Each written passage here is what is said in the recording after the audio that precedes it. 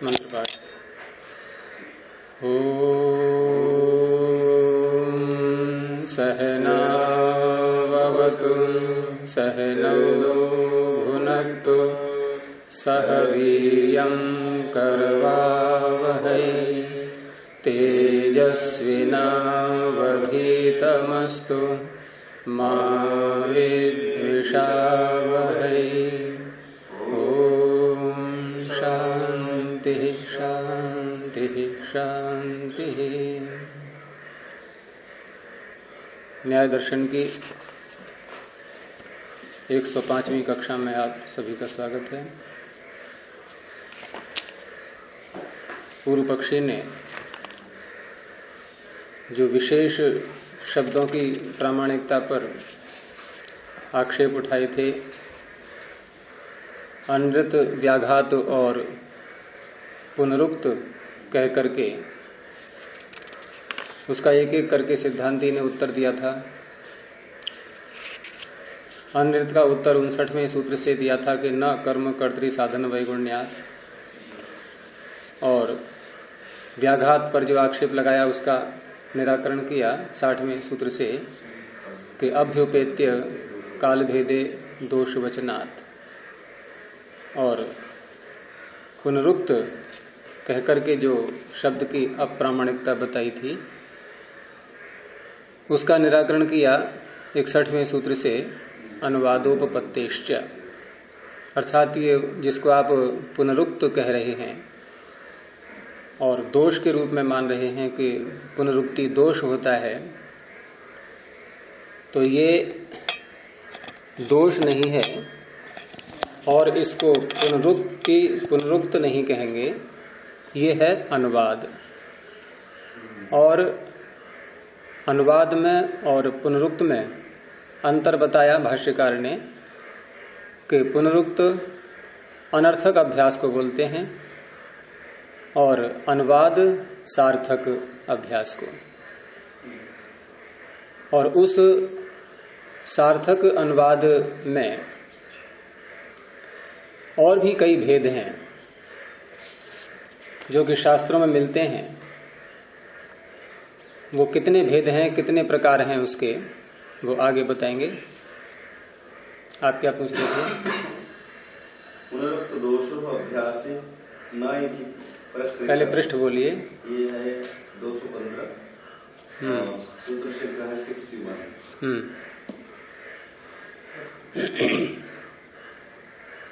ये कहा कि ये प्रकरण चल रहा है इस विषय का। पीछे जब भी जैसे मैंने कहा कि 3 आक्षेप लगाए थे, उन तीनों में 2 का उत्तर तो हो गया, तीसरा कौन सा रह गया था? पुनरुक्त। तो पुनरुक्त दोषो अभ्यासे न, अभ्यास में जो पूर्व पक्षी दोष दिखा रहा था कि पुनरुक्ति दोष है ये, जब एक बार कोई बात कह दी तो दोबारा कहने की उसकी क्या आवश्यकता है, तो उसका ये उत्तर दे रहे हैं, सिद्धांती उत्तर दे रहा है उसका, तो उसका प्रकरण चल रहा है ये। तो पुनरुक्त दोष अभ्यास में नहीं होता, ये प्रकरण चल रहा है। अब उसी को आगे व्याख्या करने लगे। तो यहां पर प्रकृतम एक तो ये होता है कि पूर्व ज्यों का त्यों वाक्य हमने उठा लिया। एक ऐसा भी होता है कि उस वाक्य में से एक शब्द कहीं से लिया, एक शब्द कहीं से लिया, एक शब्द कहीं से लिया, तो वो भी एक प्रकरण ही होता है। तो प्रकरण के अनुसार यहां इसी का उत्तर देना था। अब जब 2 का उत्तर दे दिया तो प्रकरण में किसका उत्तर आएगा? तीसरे का ही आएगा। आपने देखा होगा जो बैंकों की परीक्षाएं होती हैं तो बहुत से ऐसे प्रश्न आते हैं कि जिसमें बुद्धि का, तर्क शक्ति का प्रयोग अधिक होता है। आपने रटा क्या है वो उससे तात्पर्य नहीं है। जैसे कह दिया कि 1, 3, 5, अब आपको कहा गया कि अगला अंक बताइए क्या है, तो क्या होगा? अब यहां तर्क का प्रयोग होगा कि ये जो क्रम लगाया इसने 1, 3, 5, ये क्या बता रहा है? ये एक संख्या छोड़ करके, तो क्या आएगा? 5 के आगे 7 आएगा। तो ऐसे ही यहां पर भी है। अब यहां 2 का उत्तर दे दिया तो तीसरे का आना ही है। तो ये है प्रकृतम प्रकरण। मतलब वो प्रकरण अनुसार। प्रकरण।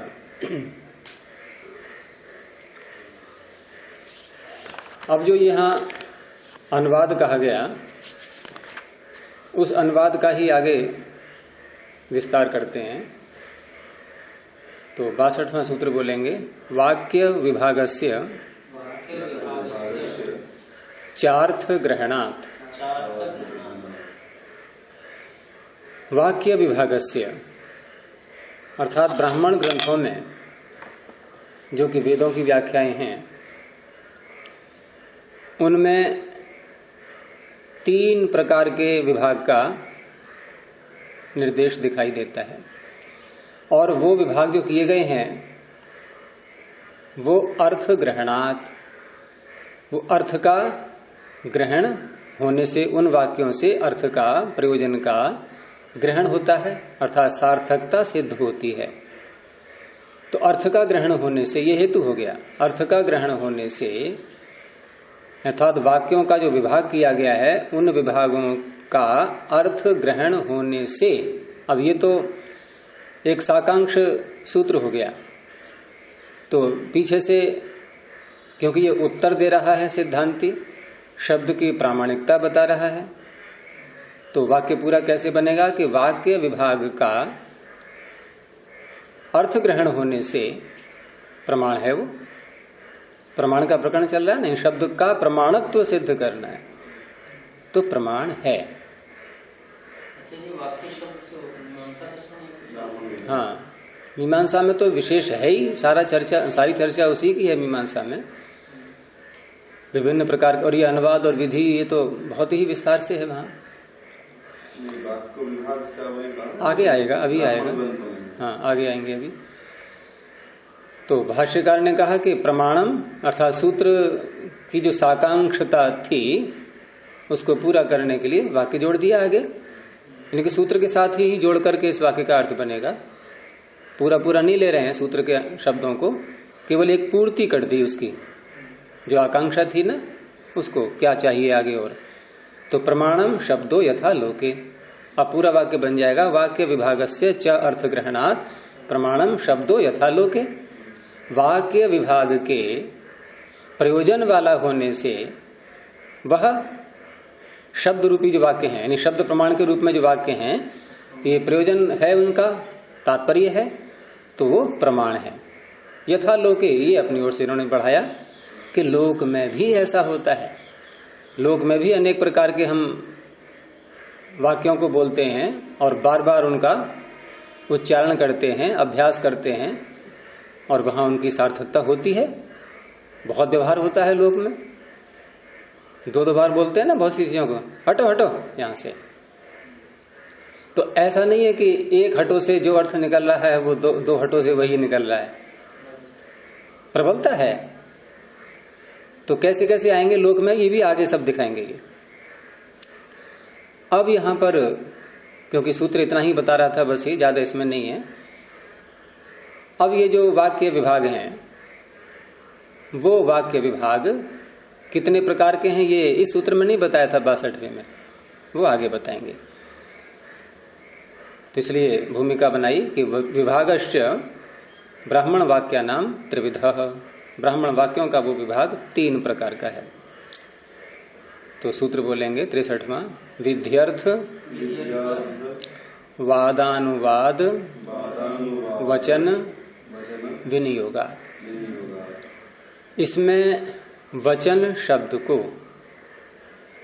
पीछे आए हुए तीनों के साथ जोड़ेंगे, विधि वचन, अर्थवाद वचन,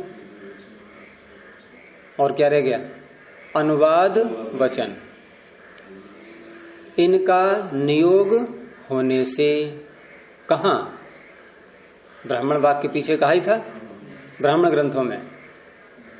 ग्रंथों में विधि वचन, अर्थवाद वचन, अनुवाद वचन, इनका नियोग होने से, इनका नियोग होने से क्या है, त्रिविधा पीछे कहा ही था, 3 प्रकार के हैं, विनियोग होने से, हाँ, इनका विनियोग होने से, इनका कथन होने से त्रिविधा 3 प्रकार बन गए। तो त्रिधा खलु ब्राह्मण वाक्यानि विनियुक्तानि, ब्राह्मणों के वाक्य 3 प्रकार के विनियुक्त हैं, 3 भाग कर दिए गए हैं उनके। तो स्वयं भाष्यकार ने वचन शब्द को तीनों के साथ लगाया, विधि वचन, विधि वचनानि, अर्थवाद वचनानि, अनुवाद वचनानि इति। अब यहां केवल क्या है, ये उद्देश्य, ये उद्देश्य ही तो है, ये केवल नाम निर्देश कथन। विधि वचन क्या होता है, अर्थवाद वचन क्या होता है, ये यहां नहीं, यहां केवल नाम बताया है। अब एक एक सूत्र के द्वारा, एक सूत्र विधि वचन की व्याख्या करेगा, लक्षण उसका, दूसरा अर्थवाद वचन का लक्षण होगा करेगा, ऐसे ही अनुवाद वचन, ये इनके अलग अलग सूत्र आएंगे। अब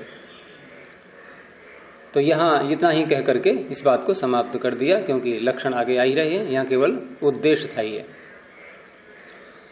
तत्र कुत्र, इन 3 में से, इन 3 में से अब एक एक को बताएंगे।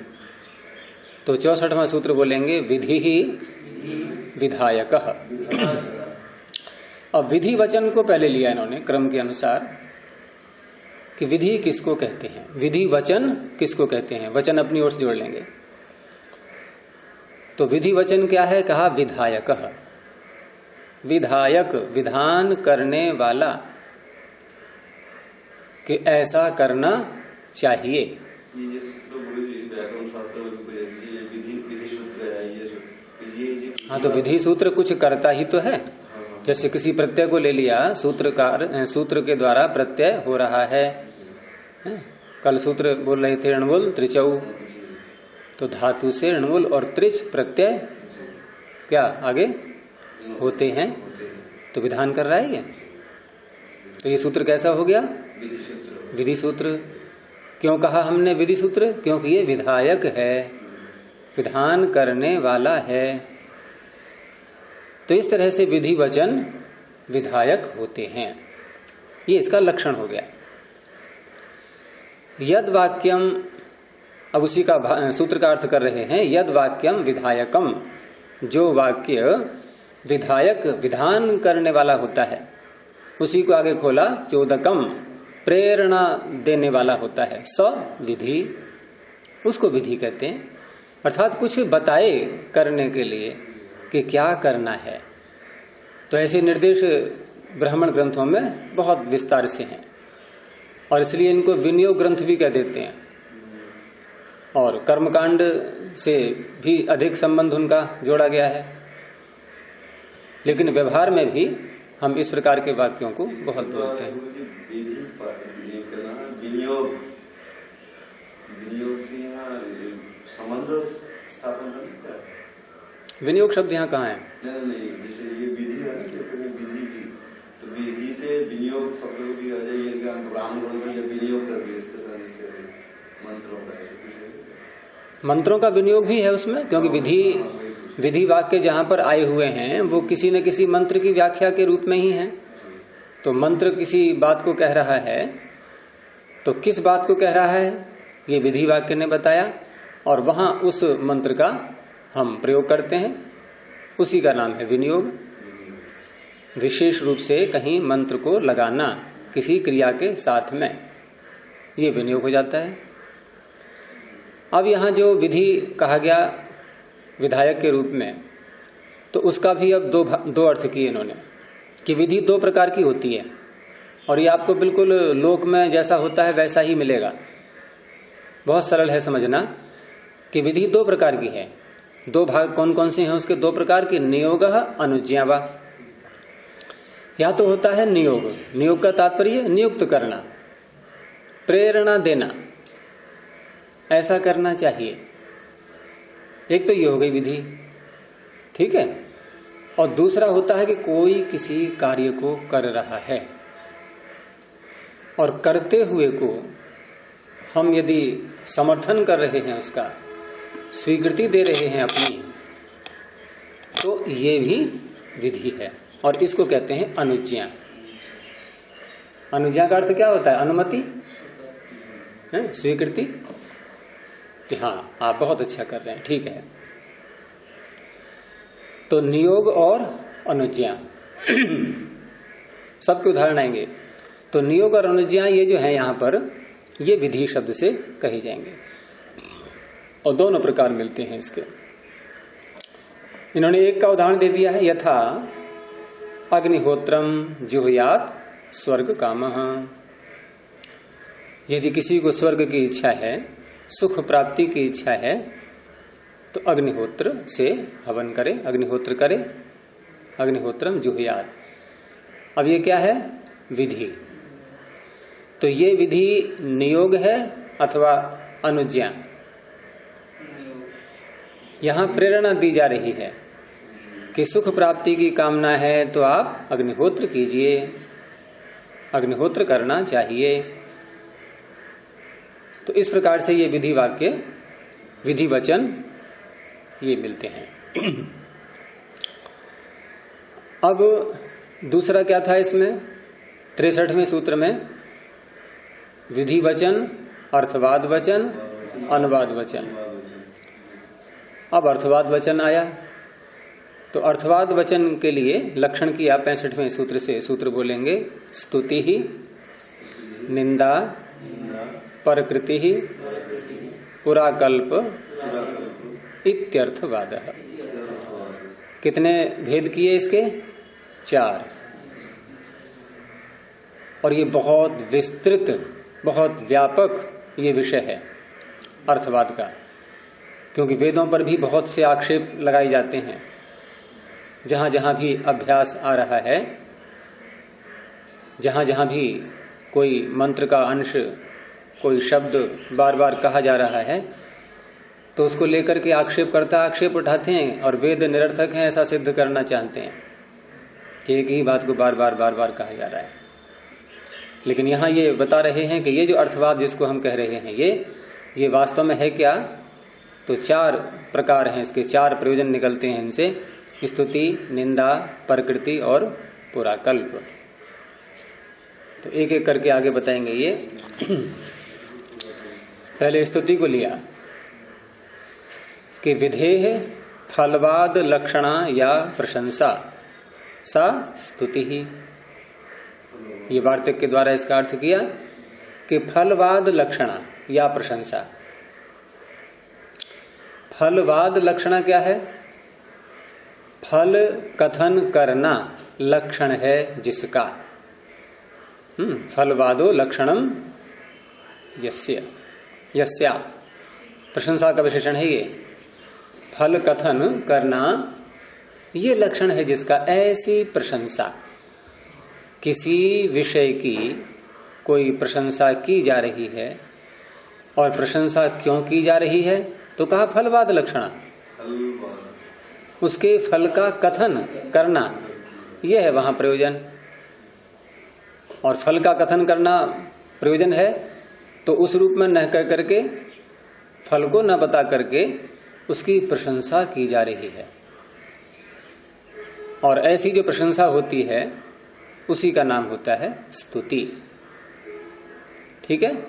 यानी कोई विधि है, कोई विधि वाक्य है, विधि कर दी गई और उसकी अब प्रशंसा करने लगे, प्रशंसा करने लगे फल का कथन करने के लिए, तो उस प्रशंसा का नाम होगा स्तुति।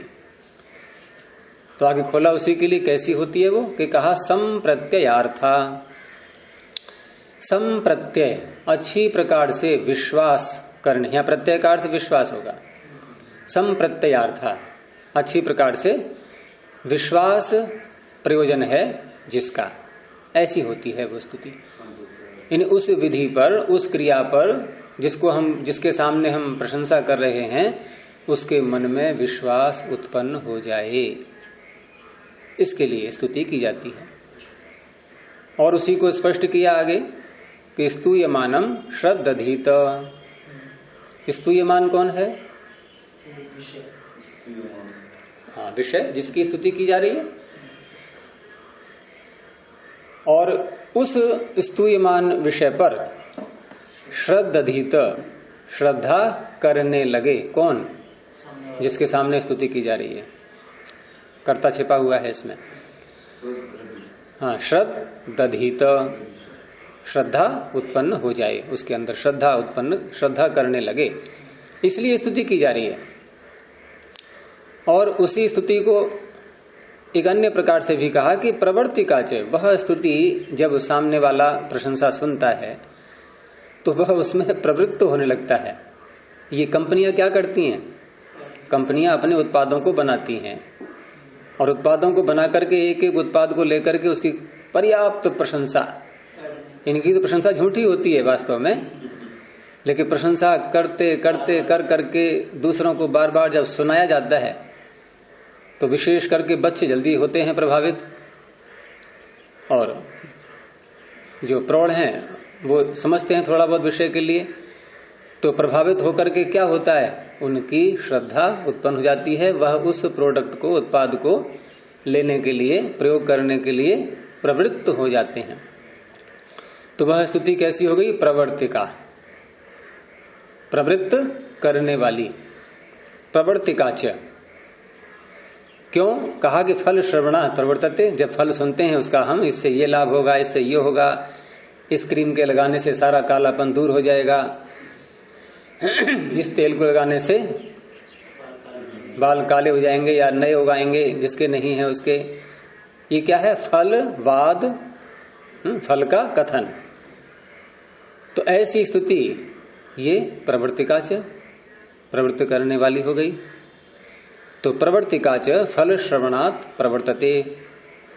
अब इन्होंने एक उदाहरण दिया कि सर्वजिता वै देवाः, देव कैसे थे कि सर्वजिता, उन्होंने सबको जीत लिया था। अब ये विधि है ये, लेकिन कैसी है ये? स्तुति के रूप में है। देवों की स्तुति की जा रही है और देवों की स्तुति करके किसी फल को बताया जा रहा है, फलवाद लक्षण है ये। क्यों है कि जिसके सामने हम स्तुति कर रहे हैं वह भी इस कार्य में प्रवृत्त होने लगे। सबको जीत लिया। किसको जीत लिया? यहाँ कोई चक्रवर्ती राज्य की बात नहीं हो रही है। अरे जिनको जीतना है उनको जीत लिया। नहीं, अपने काम क्रोध लोभ मोह को जीत लिया, या बाहर का भी विषय ले सकते हैं। बाहर के विषय के लिए आपने कहा प्रसंग, एक विषय बहुत प्रशंसा करती है। हाँ, प्रशंसा तो दूसरे से की जा रही है, प्रशंसा दूसरे से की जा रही है, देवों से नहीं। लेकिन देवों की प्रशंसा किसी और से की जा रही है। और क्या कह रहे हैं कि सर्वजिता वै देवाः, देव सर्वजित थे। सर्वजित देव जो हैं वो सर्वम अजयन, उन्होंने सब जीत लिया। एक सर्वजित नाम का यज्ञ भी होता है और कठोपनिषद तो प्रारंभ ही वहीं से होती है। कठोपनिषद में नचिकेता के पिता ने सर्वजित नाम का याग किया और सर्वजित नाम का याग करके उसने उसी यज्ञ के अंतर्गत ही विद्यमान प्रक्रियाओं में दान की प्रक्रिया आई। अर्थात सर्वजित याग में दान भी देना होता है। तो दान उसने किन का दिया? गऊओं का दिया। लेकिन गऊएं कैसी थी? वृद्ध, बीमार, जिनके दूध समाप्त हो गया, आगे भी कोई आशा नहीं कि आगे कोई बच्चा देंगी और दूध होगा, ऐसी गायों का दान किया।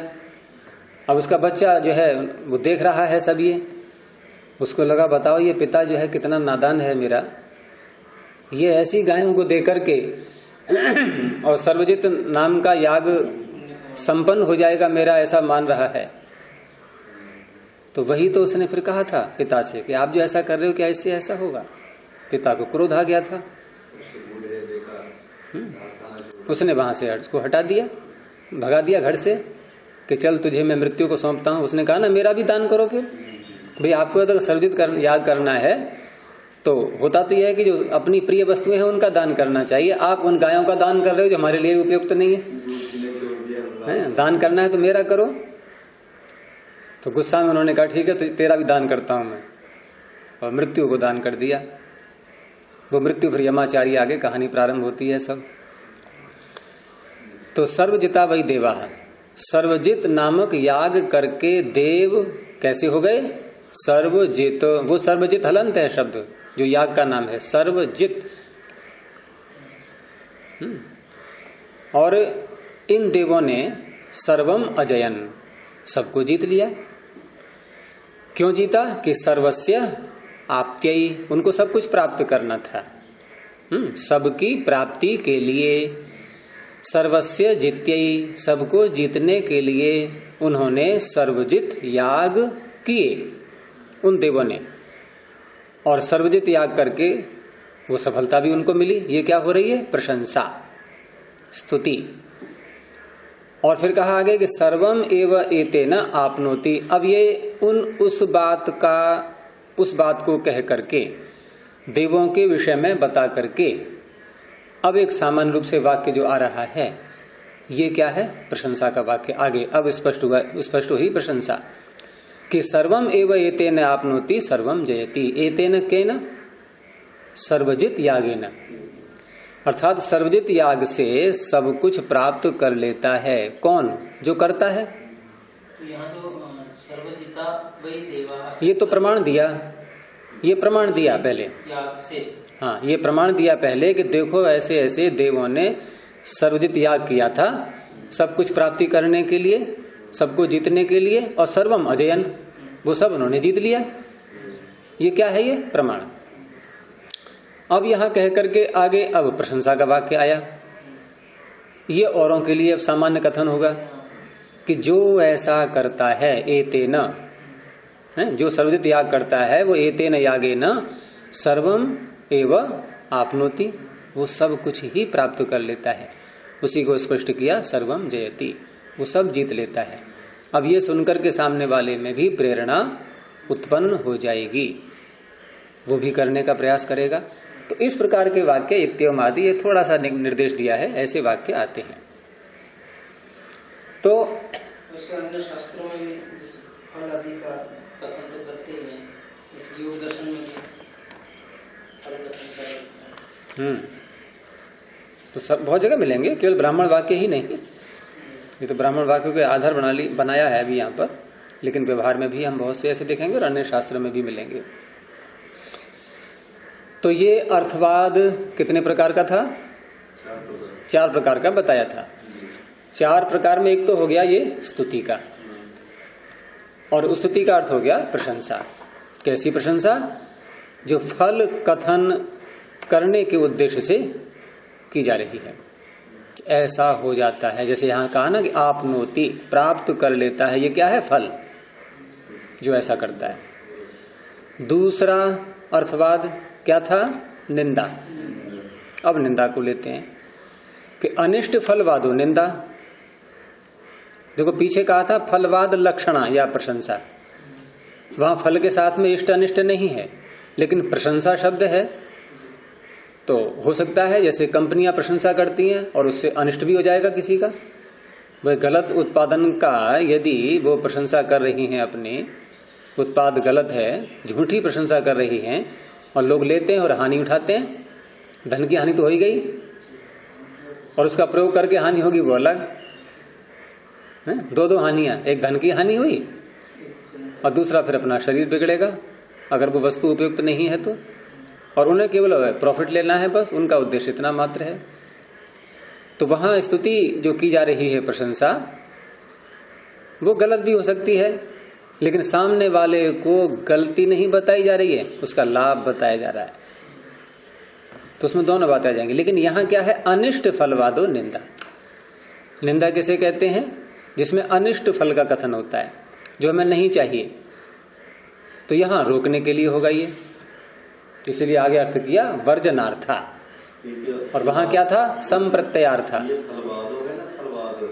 है अनिष्ट फलवादो निंदा, अनिष्ट फल का कथन करना ये है निंदा। और किस लिए है? कि वर्जनार्था, वर्जन करने के लिए, उसको हटाने के लिए, छुड़ाने के लिए। कि बीड़ी सिगरेट पियोगे तो ऐसा होगा, शराब पियोगे तो ऐसा होगा, झूठ बोलोगे तो ऐसा होगा। ये सब जो हम बताते हैं किसी के लिए, तो ये है वर्जनार्थ। क्यों कि निंदितम न समाचरेत, जिसकी निंदा की जा रही है उस विषय का वह जीवन में आचरण न करे, उसको न अपनाए, इसलिए निंदा की जाती है। उसमें लेकिन ज्यादातर निंदा होने पर भी लोगों में वो अप्रवृत्ति देखी नहीं जाती। हाँ, तो वो समझ नहीं पाए पूरा पूरा। योग दर्शन में संस्कारों को क्षीण करने के लिए क्या उपाय बताया? प्रतिपक्ष भावना। और प्रतिपक्ष भावना में यदि प्रबलता नहीं है, हम उसमें हानि देख ही नहीं पा रहे अच्छी प्रकार से, तो क्लेश क्षीण नहीं कर पाएंगे। तो ऐसे यहां पर है कि सुन तो लिया दूसरे के द्वारा और सुनते हैं, बहुत से विज्ञापन ये भी निकाले जाते हैं कि सिगरेट से कैंसर होता है, इससे ये होता है, वो होता है, अनेक प्रकार की बातें, लेकिन फिर भी सुनने वाला क्या समझ गया, छोड़ दी उसने सिगरेट। क्यों नहीं छोड़ पाया? वो उस हानि को समझ ही नहीं पाया। आदि बन गए, समझ भी ले लेकिन आदि बन गए, वो भी चाहते हुए भी फिर वो कर लेते हैं। आपको पता है कि अग्नि में हाथ देने से हाथ जल जाता है, फिर भी देंगे क्या? कहीं कुआं है और हम पता है कि यहां से कूदेंगे तो मरेंगे, कूदेंगे क्या? छत के ऊपर चढ़ गए और नीचे झांक रहे हैं और पता है कि नीचे गिरेंगे तो मरेंगे, तो कूदेंगे नीचे को। गुरुजी बात है, तत्काल जो फल देने वाला होता है ना, उसके लिए तत्काल जो फल देता है उसके लिए तो व्यक्ति डरता है, और जो धीरे धीरे धीरे धीरे धीरे धीरे फल उसको नहीं डरता है। आप यही तो कहना कहोगे आगे वाक्य, वही हम कह रहे हैं कि वो डर हुआ ही नहीं उसके अंदर पैदा अभी। और डर क्यों नहीं हुआ? हानि को नहीं समझ पाया। जो हानि को समझ लेगा, भले ही हानि देर में होनी है, लेकिन यदि यथार्थता से समझ में आ गई तब उसको त्याग देगा। और इसीलिए जो है प्रतिपक्ष भावना की बात की जाती है योग में। वहां हानि को दिखाया जा रहा है कि अनंत फल मिलेंगे इसके, अनंत दुख शब्द से कहा गया। क्या है अंत में शब्द? दुख ज्ञान अनंत फला, दुख ज्ञान अनंत फला इति प्रतिपक्ष भावना। दुख भी अनंत और अज्ञान भी। हाँ, अज्ञान भी अनंत है। तो अनिष्ट फलवादो निंदा ये हो गया। वर्जनार्थ निंदितम न समाचरेदिति। अब यहां उसका उदाहरण दिया कि स एष वाव प्रथमो यज्ञो यज्ञानाम यज्ज्योतिष्टोमः। ये एक किसी विषय में बताया पहले कि ज्योतिष्टोम नाम का जो यज्ञ है ये प्रथमः यज्ञ यज्ञानाम, यज्ञों में सबसे मुख्य यज्ञ है। ज्योतिष्टोम स एष वाव प्रथमो यज्ञो यज्ञानाम यज्ञ ज्योतिष्टोमः। तो ज्योतिष्टोम नाम का जो यज्ञ है ये सारे यज्ञों में प्रथम है। अब किसी ने अर्थात अन्य नियम ये होता है कि अन्य जो याग होते हैं उनकी प्रकृति ज्योतिष्टोम को माना गया। अब किसी ने प्रकृति की नहीं, ज्योतिष्टोम किया नहीं, और बिना ज्योतिष्टोम किए, हाँ प्रारंभ यहीं से होगा, अन्य याग करता है, तो ये शास्त्र के विरुद्ध हुआ ना। तो अब यहां पर उसको रोकने के लिए कोई निंदात्मक वाक्य लाएंगे। तो निंदात्मक कथन जब होगा तो उसमें हानियां दिखाई जाएंगी, और हानि बहुत बढ़ा चढ़ा के दिखाई जाती है। फिर अब बढ़ा चढ़ा के हानि दिखाई जा रही है और वहां हम शब्दशः अर्थ करने लगे हैं। जैसे कोई भोजन कर रहा है और स्वादिष्ट भोजन है, मीठा आ गया है, बहुत खाया जा रहा है, खाया जा रहा है। अब किसी ने कहा देख ज्यादा खाएगा तो मरेगा, फिर ये शुगर हो जाएगा। नहीं, शुगर छोड़ो कि मरेगा फिर। अब यहां शब्दशः अर्थ करो, ज्यादा खा लिया मरा तो फिर भी नहीं वो। तो हानि जब बताते हैं तो बढ़ा करके बताई जाती है। ऐसे यहां पर बढ़ा के बताएंगे। तो यहां तो पहले बता दिया एक सिद्धांत कि ज्योतिष्टोम एक मुख्य यज्ञ है। अब आगे कहा कि यह एतेन अनिष्ट्वा। इसमें गुरुजी ये स ऐसा बाबा, इसमें किस प्रकार से जुड़ा? स ऐसा वह यह, आप शब्दशः अर्थ जो बात हो रही थी उसी पे आ रहे हैं ना। तो ये शैली है बोलने की कि किसी विषय को उठा करके कि देखो मैं उस विषय में बात कर रहा हूं, प्रकरण से बाहर मत जाना कि मैं उस विषय में बात कर रहा हूं, वो विषय उठा रहा हूं। ऐसे करके हम सर्वनाम शब्द का प्रयोग से प्रारंभ करते हैं। पीछे नहीं आया था इदम अहम, मंत्र में था ना इदम अहम अनृतात्, कि अनृत से सत्य की ओर जाने वाला वो और कोई नहीं है, मैं ही हूं। और निश्चय भी हो रहा है कि अब मैं जो है बिल्कुल अनृतात् सत्यम उपैमि, अनृत से सत्य की ओर जाऊंगा। तो स एष वाव प्रथम, वाव आता है ये निश्चय अर्थ में, अव्यय है ये। तो कहा आगे कि य एतेन अनिष्ट्वा, एतेन अर्थात ज्योतिष्टोमेन अनिष्ट्वा, इससे यज्ञ किया नहीं, पहले ज्योतिष्टोम किया नहीं, और इसको बिना किए अनिष्ट्वा, इष्ट्वा अनिष्ट्वा, अन्येन यजते, अन्य याग करने लगा। तो क्या होगा, गर्ते पतति, गड्ढे में गिरेगा वो गड्ढे में गिरता है। अब गड्ढे में गिरता है, शब्दशः अर्थ करने लगे कि कहीं गड्ढा खुदा हुआ हो और उसमें गिरे वो, तो ये तात्पर्य नहीं है। अगर हम केवल शब्द पकड़ करके बैठ जाएंगे तो यूं ही समस्या में ग्रस्त बने रहेंगे, समाधान नहीं निकलेगा।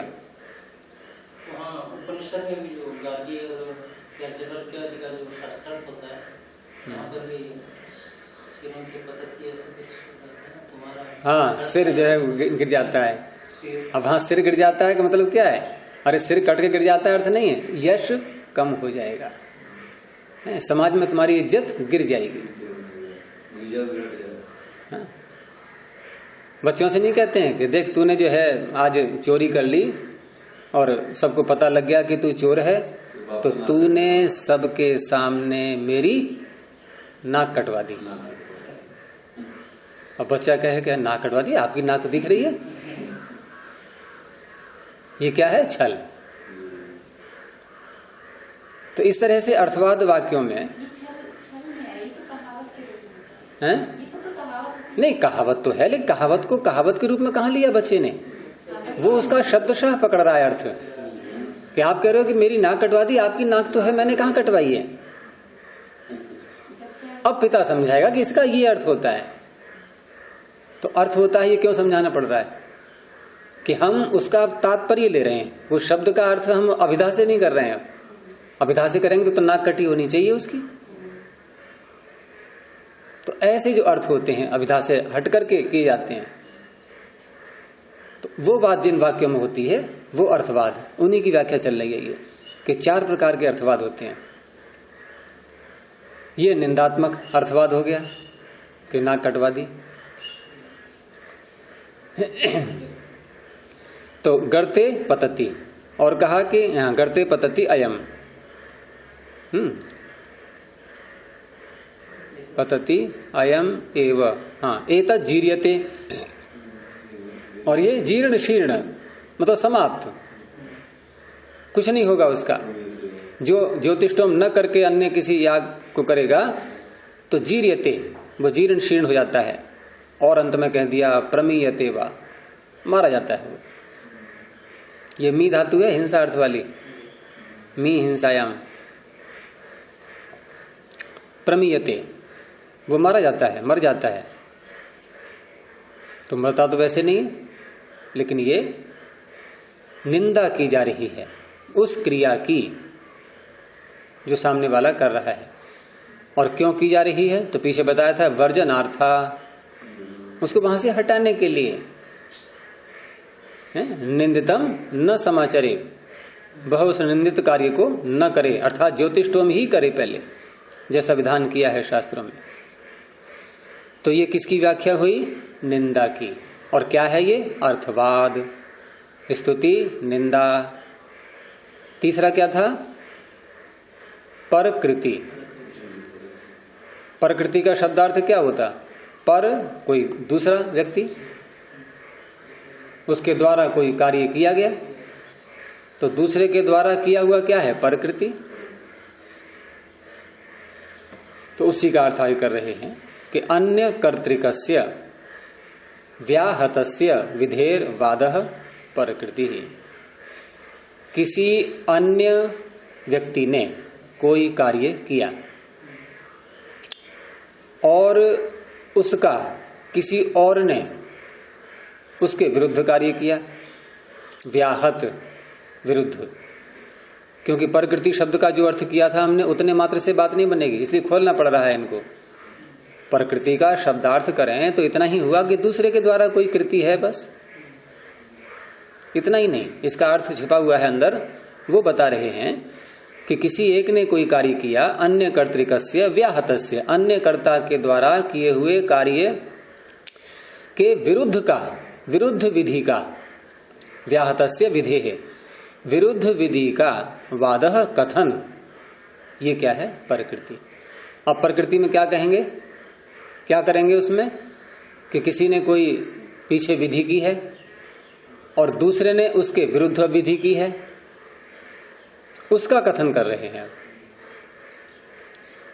विरुद्ध जिसने की है उसका कथन, ये प्रकृति होगी। लेकिन उसने विरुद्ध की है ये पता कैसे लगेगा? तो पीछे वाले का जो किया है उसने वो बताएंगे पहले, तभी तो लगेगा पता। अब पीछे वाले का बता नहीं रहे हैं और सामने वाले ने जो विरुद्ध किया है उसी का कथन कर रहे हैं केवल, तो उसे क्या समझेगा? वो कुछ नहीं समझेगा। फिर तो उसको समझाने के लिए हम पीछे वाले को बताएंगे पहले। जैसे हम किसी महापुरुष का उदाहरण देते हैं कि देखो वो ऐसे ऐसे आचरण करते थे। सत्यवादी हरिश्चंद्र ने सत्य पर चलते चलते सत्य का पालन करने के लिए और यहां तक ऐसे ऐसे कार्य किए, और एक व्यक्ति झूठ पर चल रहा है तो उसके सामने पहले हरिश्चंद्र को लाए। अब उसकी बात को कह रहे हैं कि तू झूठ पर चल रहा है। अब सत्यवादी हरिश्चंद्र को बताया नहीं बिल्कुल भी, और जो झूठ का आचरण कर रहा है उससे कह रहे हैं तो झूठ का आचरण कर रहा है, तो इतने से बात स्पष्ट नहीं हुई। ये प्रकृति इसको नहीं कहेंगे। तो प्रकृति में दूसरे का भी उदाहरण साथ में देना होगा और फिर सामने वाला जो कर रहा है उसका। तो उदाहरण देखेंगे उससे समझ में आएगा। सामने वाले का निषेध ऐसे नहीं करेंगे,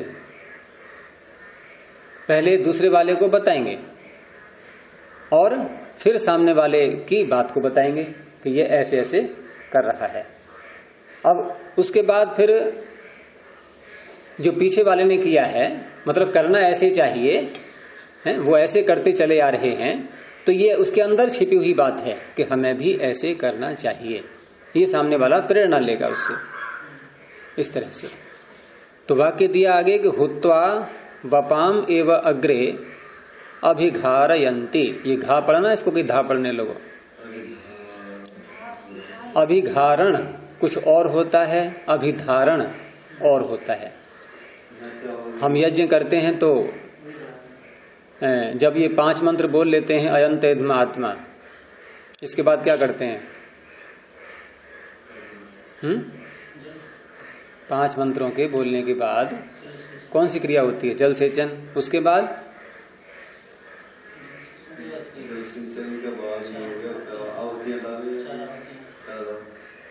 बस इतने मात्र से नहीं बात बनेगी। उन 4 आहुतियों के 2 भाग हैं। 4 आहुतियों के 2 भाग हैं। नहीं पता नाम?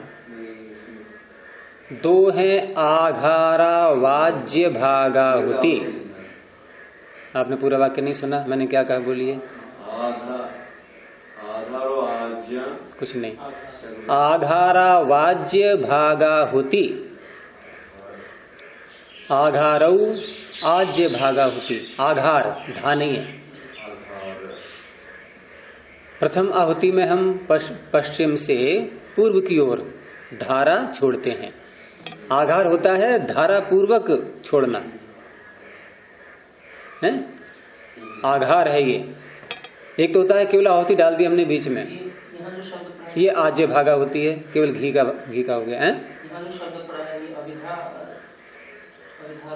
मैंने पहले ही कहा था घा बोलना है, तुम फिर धा बोल रहे हो। घा घा तो घा का ही तो अर्थ कर रहा हूं मैं इतनी देर से कि आघार शब्द बोल रहा हूं मैं। ये घा का ही तो अर्थ कर रहा हूं। आघार का अर्थ होता है एक प्रकार से लगातार। हम वहां क्या करते हैं, हम पश्चिम से पूर्व की ओर घी डालते हैं तो धारा बनी नहीं बनी थोड़ी देर के लिए, वो भले ही 2-3 सेकंड को रहे। और एक होता है घी छोड़ दिया ऐसे, एक होता है धारा से ऐसे डाला, जैसे जल सेचन करते हैं धारा से डालते हैं नहीं। और दूसरी आहुति भी, यानी कि ये पड़ती है दक्षिण में, दूसरी उत्तर में, नहीं पहली वाली उत्तर में है, पश्चिम से पूर्व की ओर, और फिर दूसरी भी पश्चिम से पूर्व की ओर। और फिर आगे की 2 आहुतियां कहते हैं आप मध्य में डालिए घी। अब वहां आघार हट जाएगा शब्द। तो ये है किसी का सेचन करना। जल को भी जल सिंचन, हाँ कह सकते हैं, लेकिन उसकी नहीं पड़ी आवश्यकता यहाँ, क्योंकि जल को हम वैसे ही डाल रहे हैं। यहाँ 2 तरह से डाला जा रहा है घी, तो भेद बताना पड़ेगा कि नहीं। तो सेचन है ये। खिचड़ी ली हमने और किसी ने 1 बूंद घी टपका दिया, अब 1 बूंद से हमें तो संतुष्टि नहीं हुई, तो हम क्या कहें, खिचड़ी का सेचन करना है तो थोड़ा घी और डालो, तो और डालेंगे तो धारा से ऐसे घुमाते हुए उसको खिचड़ी के कहते हैं नहीं बच्चे माँ से, ऐसे करके डालो घी, ये क्या हो गया, सेचन, ये धारण हो गया। एक टपकाना और एक सेचना। हाँ, तो ये है अभिघारयंती। धातु वही है घृ, धातु है घृ नहीं है। घृत किससे बनता है, घृत तो शब्द है, तो घृ क्या है ये। अरे घी कहते ही उसको है जो जिसका जो है सेचन करें, जिसके द्वारा हम, तो घृ क्षरणे, घृत उसी का अणिस प्रत्यय करके घारयंती।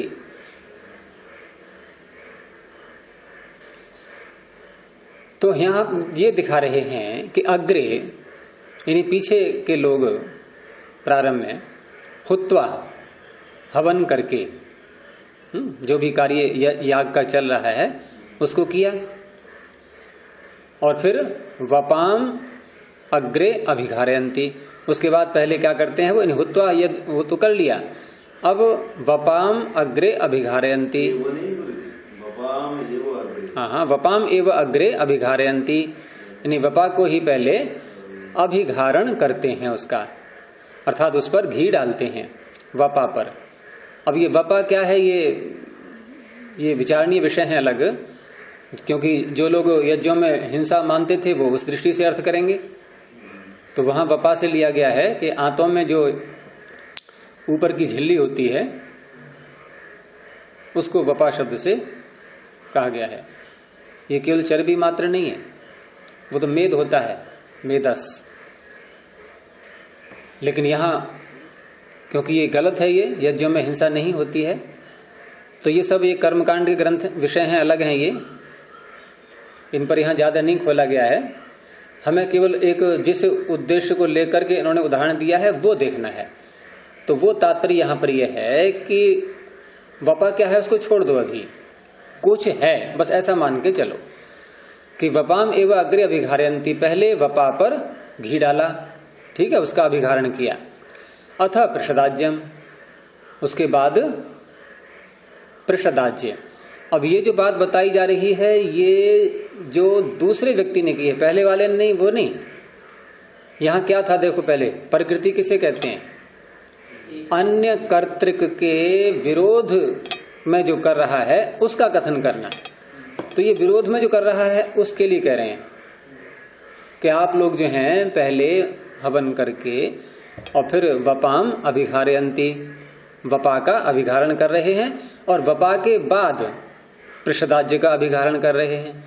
प्रषदाज्य क्या है, दही, दही में घी को मिलाया। वैसे प्रषद कहते हैं जो धब्बे होते हैं अलग अलग, चितकबरा होता है ना, जैसे गाय है कोई ऐसे से होती है नहीं, चितकबरी, और आज्य कहते हैं घी के लिए। तो घी के जो अलग अलग बिंदु से बन जाए, आप दही में घी मिलाओ और खूब घोटो उसको, क्या दिखाई देगा, अलग अलग घी वाला। क्या कभी घी दही मिल पाएगा? वो घी के बिंदु जगह जगह आपको दिखाई देंगे। ये क्या है, प्रषदाज्य है। तो उसको डाल करके उस पर घी डाल रहे हैं, यानी पृषदाज्य की आहुति डाली और उस पर अब घी का अभिघारण चल रहा है। किसका? घृत मिश्रित दही।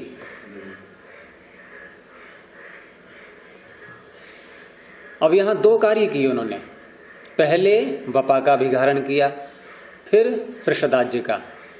लेकिन अब बता रहे हैं पीछे की बात कि जैसे पीछे लोग करते चले आ रहे हैं, वो क्या है कि तदुह चरकाध्वर्यवः, ये चरकाध्वर्यु चरक शाखा को मानने वाले, चरक शाखाध्यायी, अध्वर्यु चरक शाखा के अनुसार चलने वाले, ठीक है, ऐसे अध्वर्यु वो क्या करते थे कि पृषदाज्यम एवं अग्रे अभिघारयन्ति। अब स्पष्ट हो गई बात। वो पहले क्या करते थे? अग्रे पृषदाज्यम एवं, वो पृषदाज्य का पहले अभिघारण करते थे। अब वो तो करते थे ऐसे, और इस समय जो किसी ने किया है या कुछ लोगों ने किया है वो ऐसे किया कि पहले वपा का अभिघारण किया, फिर पृषदाज्य का किया। अच्छा, अब इतना कह करके दोनों की बातें बता दी गई। अब दोनों की बातें बता दी तो इससे ये तो स्पष्ट नहीं हुआ कि इसमें उत्तम कौन है, ठीक है ना। उत्तमता भी तो बताई जाएगी थोड़ी सी, तभी तो सामने वाला स्पष्ट समझ पाएगा कि मैं क्या करूं, अब मैंने गलत किया है, ये सिद्ध कैसे हो। तो अब इसमें हम प्रमाण देंगे। तो प्रमाण आगे दिया है, इसको विपरीत अल्पविराम में ले लें कि अग्नेः प्राणाः पृषदाज्यम और स्तोमम। पृषदाज्यम को अलग कर देना, ये बिंदु लगाना इसके ऊपर अनुस्वार, और स्तोमम। अग्नेः प्राणाः पृषदाज्यम स्तोमम, यहां तक ठीक है। अब क्या सिद्ध हो रहा है इससे कि अग्नि के प्राण होते हैं कौन? पृषदाज्यम। पृषदाज्यम अग्नेः प्राणः। तो किसकी प्रशंसा की जा रही है? पृषदाज्यम की, अग्नि का प्राण बता करके। और अग्नि का प्राण जब बताया जा रहा है तो पहले अग्नि में प्राण डालेंगे या पहले और कुछ? अर्थात पृषदाज्य को पहले करना चाहिए, उसका अभिघारण पहले करना चाहिए। इत्येवं अभिदधति, ऐसा अभिधान कर रहा है कहने वाला। तो इस तरह से इस वाक्य के द्वारा यहां पर अन्य कर्तृक कौन है? चरकाध्वर्यु, और उनके द्वारा की हुई विधि का विरोध, व्याहतस्य विधेयवादः, विरुद्ध विधि का कथन। विरुद्ध विधि कौन सी है? ये जो पहले वाक्य आ गया कि वपा का अभिघारण पहले हुआ और पृषदाज्य का बाद में हुआ, ये उसके विरुद्ध विधि हो गई। तो इनका कथन जो है ये सब कहलाता है परकृति। इस पूरे की प्रक्रिया का नाम हो गया परकृति। अब क्या रह गया? इसमें जैसे एक व्यक्ति सत्य बोलता है, जैसे राजा हरिश्चंद्र जी ने सत्य का पालन किया और उनका इतिहास पढ़ा, और एक व्यक्ति मिथ्या आचरण करते हुए उसका एक जीवन अलग है। यहाँ वो मिथ्या आचरण करने वाले का कथन करेगा या नहीं? मिथ्याचरण वाले का पहले कथन किया, फिर हरिश्चंद्र का उदाहरण दिया, और उसके बाद कोई ऐसा अन्य वाक्य बोला गया जिसमें सत्य की प्रशंसा की गई है। ये यहाँ देखो तीन बातें हैं यहाँ पर। पहले विरुद्ध जिसने किया है उसका कथन, फिर जिन्होंने ठीक ठीक किया है उसका कथन, फिर ठीक ठीक किया है कैसे ठीक है उसका प्रमाण दिया उन्होंने। इस तरह से है ये। अब सामने वाले में थोड़ा अंतर आएगा सुन करके सारी बातें ये कि मुझे भी ऐसे करना चाहिए। फिर से हम लेंगे हरिश्चंद्र का, हाँ, और से लेंगे जो मिथ्या दूसरे का, हाँ। लेकिन प्रकृति में, लेकिन प्रकृति का मुख्य अर्थ क्या है? विरुद्धवाद का कथन। अब विरुद्धवाद किसका? पहले किसी ने किया है अन्य कर्तृक, उसका कथन। तो इसलिए वो पहले दिखाना होगा। तो मुख्य तो यहाँ ये होगा कि जो गलत काम कर रखा है उसका, हाँ, उसका कथन पहले होगा। अब अंत में था पुराकल्प। पीछे जो सूत्र है ना, स्तुति निंदा प्रकृति ही पुराकल्प इति अर्थवाद है। ये सारे अर्थवाद चल रहे हैं, ध्यान रखना। तो पुराकल्प में तो बहुत स्पष्ट है कि ऐति ही समाचरितो विधि पुराकल्प इति। इतिहास में जो विधि समाचरित है, अच्छी प्रकार से जिस पर आचरण किया गया है, जो की गई है पीछे, उनका वर्णन करना यह है पुराकल्प। तो उसका उदाहरण दिया कि तस्माद् वा एतेन पुरा ब्राह्मणा बहिष्पवमानम साम स्तोमम अस्तौषन्। तस्माद् वा एतेन पुरा ब्राह्मणा, प्राचीन काल में, प्राचीन काल के ब्राह्मण, पुरा ब्राह्मण, प्राचीन काल के ब्राह्मण, बहिष्पवमानम साम स्तोमम। बहिष्पवमान, ये स्तोम का एक भेद है। स्तोम अनेक प्रकार के होते हैं। स्तोम शब्द क्या है पहले आपको ये समझना होगा। एक होता है स्तोत्र और एक होता है स्तोम। स्तोत्र उसे कहते हैं कि जिस मंत्र को, सामवेद के मंत्रों में घटती हैं सारी बातें ये, कि जिस मंत्र को बोल करके हम कोई स्तुति कर रहे हैं किसी की, वो एक मंत्र भी स्तोत्र हो सकता है। अब ऐसे अनेक मंत्रों का समूह जो स्तोत्र हैं, तो स्तोत्रों का समूह ये क्या हो गया? स्तोम। कोई राम राम राम राम राम राम राम, कोई अपने मंत्रों में रहना है, केवल मंत्रों में। यहाँ नहीं, केवल मंत्रों की बात है यहाँ पर। ये शब्द मंत्रों में ही घटेंगे। तो स्तुति करने वाला जो मंत्र है वो है स्तोत्र, और ऐसे स्तोत्रों का समूह स्तोम। अब उन स्तोमों के फिर प्रकार हैं अलग अलग।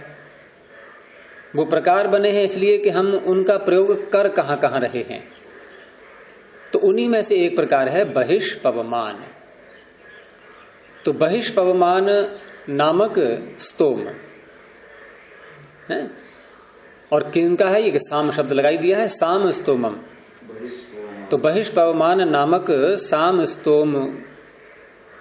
स्तोम का उन्होंने अस्तौषण, उसकी स्तुति की। अस्तौषण किन्होंने? पुरा ब्राह्मण, पीछे जो ब्राह्मण हुए हैं उन्होंने। बहिष्पवमान का शाब्दिक अर्थ ले सकते हैं, बाहर को पवित्र करना। हाँ, अब बाहर के विषय को पवित्र करने वाला जो स्तोम है, उसमें आध्यात्मिकता से हट करके बाह्य विषय, और उनमें किसी की स्तुति की जा रही है, प्रशंसा की जा रही है, ऐसे मंत्रों का समूह उनको करने के लिए। इतना कहकर के आगे फिर ये एक प्रमाण दिया है। प्रमाण का तात्पर्य जिस मंत्र का उद्धरण, क्योंकि मंत्र भी बताएंगे साथ में कि ऐसे ऐसे स्तोम के मंत्र होते हैं, तो उसमें से एक मंत्र ले लिया है, तो छोटा सा अंश उसका, इसको विपरीत विराम में ले लें अंदर ही अंदर, कि योने यज्ञम प्रतनवा महे इत्येवम आदि। योने यज्ञम प्रतनवा महे। अब यहां इसके अर्थ पर नहीं जाएंगे अभी, यहां केवल मात्र इतना दिखाना है कि पुराकल्प किसको कहते हैं। तो पुराकल्प में ऐतिहासिक किसी विधि का, जिसका पीछे समाचरण किया गया है, उसका वर्णन करना। अब यहां जो पीछे प्रकृति शब्द आया था और यहां है पुराकल्प, तो एक सामान्य दृष्टि से यदि देखें तो दोनों एक जैसे लग रहे हैं कि नहीं?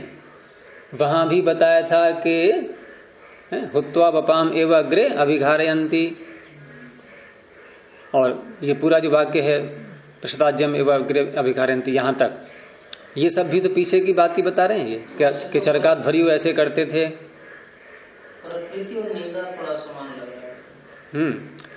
नहीं, और घटना भी पीछे की है। जैसे वहां चरकात भरियों के विषय में बताया, यहाँ ये ब्राह्मणों के विषय में बता दिया। तो इसलिए आक्षेप उठाया आक्षेपकर्ता ने कि कथम प्रकृति पुराकल्पौ, नहीं, दूसरी तरह से है ये, कि कथम प्रकृति पुराकल्पौ अर्थवादौ इति। यहाँ अर्थवाद में जो चार बातें ली गई हैं, स्तुति और निंदा, ये दो तो समझ में आ गई थी स्पष्ट रूप से। लेकिन प्रकृति और पुराकल्प ये अर्थवाद किस दृष्टि से हैं? क्योंकि यहाँ जो हम लोगों ने व्याख्या की अभी, उससे स्पष्टता यही आ रही है निकल करके, जो तात्पर्य निकल रहा है कि यहाँ भी हम एक प्रकार से स्तुति ही कर रहे हैं प्रेरणा के रूप में। जैसे वहां था कि प्रसदाज्यम एवं अभिघारयन्ति, क्यों? कि अग्नेः प्राणः प्रसदाज्यम। तो फिर क्या कहना चाह रहे हैं सामने वाले से? कि आपको भी ऐसे ही करना चाहिए। तो स्तुति तो हुई प्रकार से। प्रकृति का जो व्याहत का नहीं, निंदा तो हो गई उसकी जो सामने वाला कर रहा है, लेकिन उसकी निंदा करके अब क्या निर्देश देना चाह रहे हैं उसके लिए? ऐसा ना करे, ऐसा करे। और ऐसा करे में जैसा करे उसकी प्रशंसा भी आ रही है साथ में, देखो कि अग्नेः प्राणाः प्रशताज्यम, प्रशंसा भी आ गई उसकी। तो वो दिखाने के लिए यहां पर ये विषय उठाया भी कि ये कैसे हैं अर्थवाद, क्योंकि अर्थवाद में स्तुति निंदा मुख्य विषय होता है। तो इन दोनों में भी स्तुति निंदा छिपी हुई है। ये आगे उत्तर दे रहे हैं कि स्तुति निंदा वाक्य न अभिसंबंधाद, स्तुति और निंदा वाक्य के साथ इनका संबंध होने से विध्याश्रयस्य कस्यचिद अर्थस्य द्योतनात्, विधि के आश्रित किसी न किसी अर्थ का द्योतन होने से, इन वाक्यों से क्या विधि करनी है इसका किसी न किसी प्रकार से द्योतन हो रहा है। और द्योतन हो रहा है तो फिर ये स्तुति और निंदा के वाक्य से जुड़ गए। स्तुति निंदा में यही तो था कि ऐसे करना चाहिए, ऐसे नहीं करना चाहिए, तो वो संबंध यहां भी जुड़ रहा है। तो मुख्य बात यह है बताने की, जो बता रहे हैं ये कि स्तुति और निंदा से इनका भी संबंध है, इसलिए ये दोनों अर्थवाद के अंतर्गत आएंगे। तो 4 भेद हो गए अर्थवाद के, स्तुति, निंदा, प्रकृति और पुराकल्प। अब यहां पर आगे, क्योंकि ये तो था अर्थवाद का विषय, और 63वें सूत्र में जो बात उठाई थी कि जो वाक्य विभाग हैं ब्राह्मण ग्रंथों के, वो कितने प्रकार के हैं? विधि वचन, अर्थवाद वचन और अनुवाद वचन। किस किस की व्याख्या हो गई? विधि वचन की, वो एक ही सूत्र में हो गई थी। और फिर अर्थवाद वचन, अर्थवाद वचन का ये जो सूत्र चल रहा था अभी तक 65वां सूत्र, ये इसमें हो गया। उसके भी 4 भाग कर दिए गए थे, और विधि वचन का कोई अलग से भाग नहीं किया गया था। और यहां इनके भाग तो कर दिए थे सूत्रकार ने। सूत्रकार ने भाग किया है तो क्या है ये? उद्देश्य में ही एक अवान्तर भाग करते हैं ना कभी कभी, और फिर लक्षण करते हैं बाद में। और अवान्तर भाग कोई नहीं होता है तो सीधा उद्देश्य करके लक्षण पे आ जाते हैं। लेकिन यहां पर अर्थवाद वचन में अवान्तर भाग भी हैं 4, तो उनका सूत्रकार ने तो वर्णन कर दिया, लेकिन लक्षण सूत्रकार ने नहीं किया था। लक्षण किसने किया? भाष्यकार ने। ठीक है, ये यहां पूरा हो गया। अब कौन सा रह गया था? अनुवाद वचन। तो अनुवाद वचन पर अब कल को देखेंगे, इसको यहीं रोकते हैं। प्रणव ध्वनि। ओ